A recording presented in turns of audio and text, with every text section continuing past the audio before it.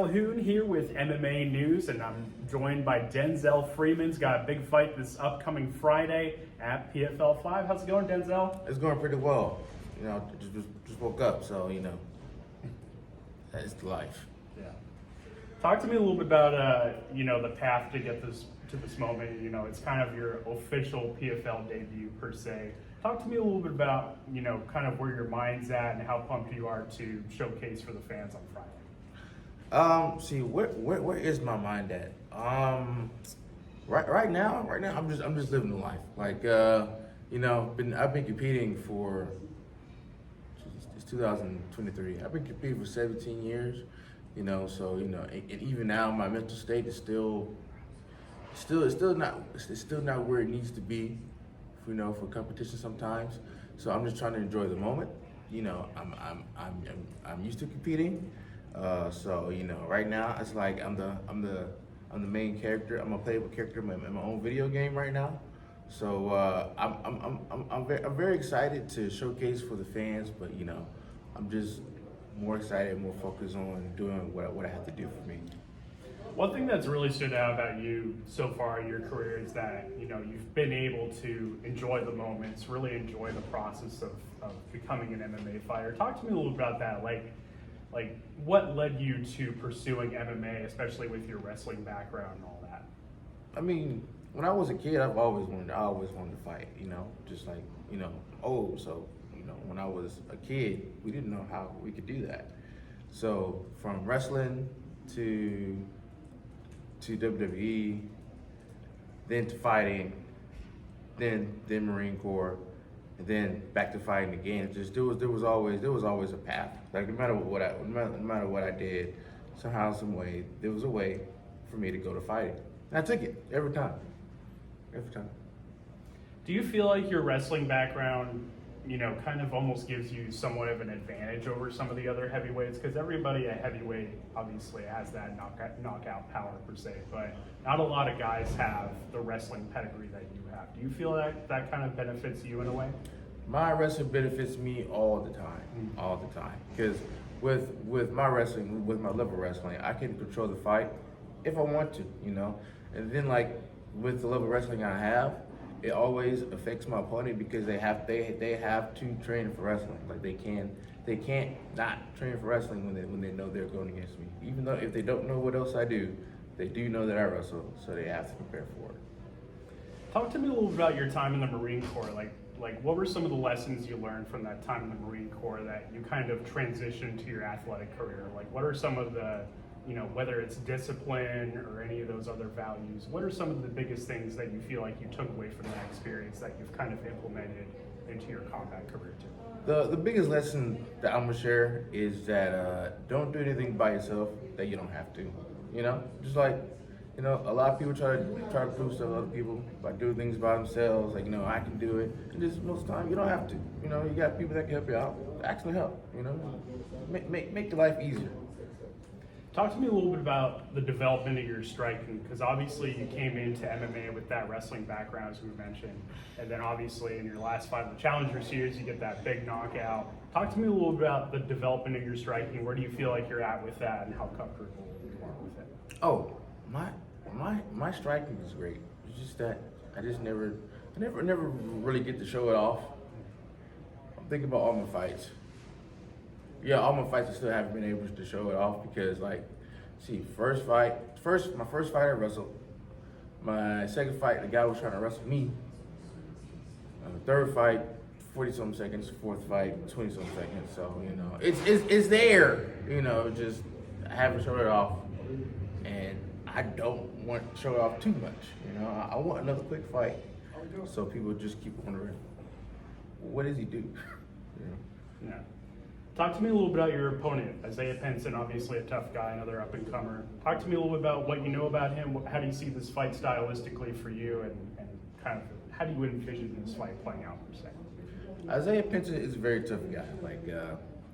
I was there when he fought Vitor Vicente, and of course, Isaiah came in as an underdog, and we thought Vitor was going to win. And then Isaiah performed pretty well and won he had me in the crowd's room for him. I was like, yes, you know, dapped him up, you know. And then ever since then, me and Pinson have been cool. Like I had a wrestling tournament in Vegas, and then I saw him there. You know, he was watching. By then, we still didn't know that we were gonna fight each other. And then so you know, to find out that I was gonna fight him, you know, it was a shock. It was a shock to both of us.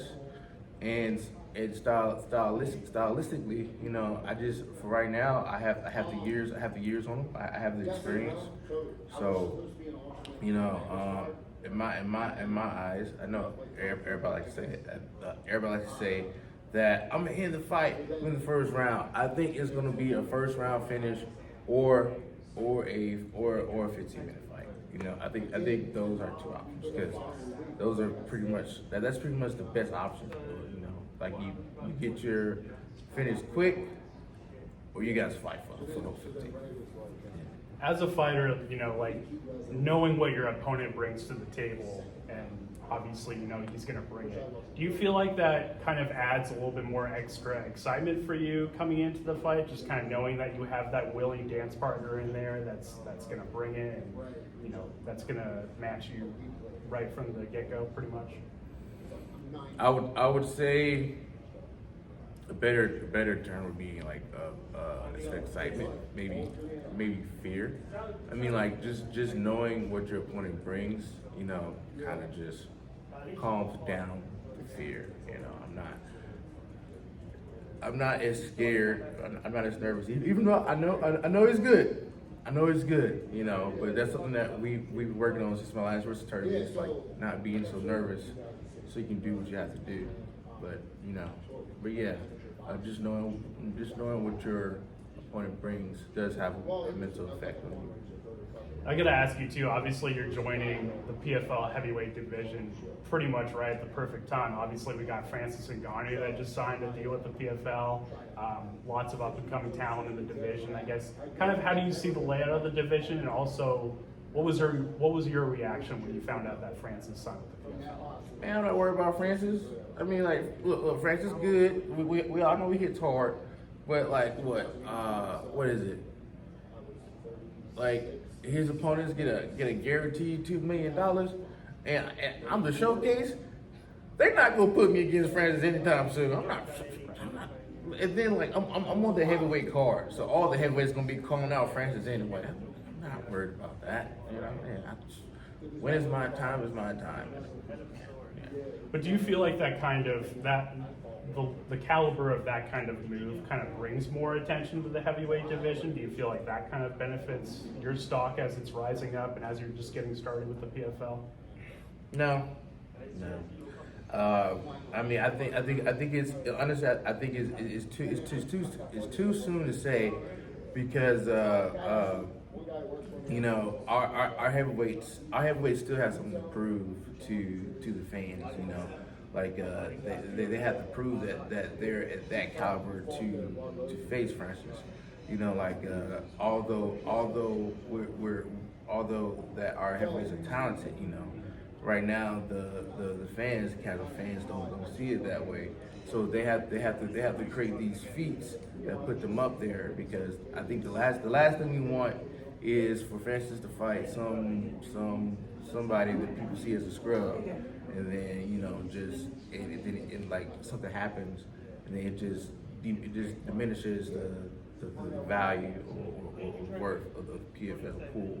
So you know, I think it's best that we build our heavyweights up to something great. Then once they become something that people love, like, oh, this man is awesome. Like, yeah, he can't be defeated. Then put him against Francis. Gotcha, man. Last question for me. What's your message to all the fans back home getting ready to watch this fight and getting ready to watch your PFL debut? What's your message to everybody watching back home? Oh my God, that's a random question. What's my message to all the people at home? That's watching me. Oh well, I'm the first card. I mean, I'm the first fight, so I guess my message is don't be late. That's it. Gotcha. Well, Denzel, I appreciate you making some time. It's great to meet you. Great to chat with you, and I'm sure we'll chat again soon. Thank you so much. Thank you. Appreciate it, man.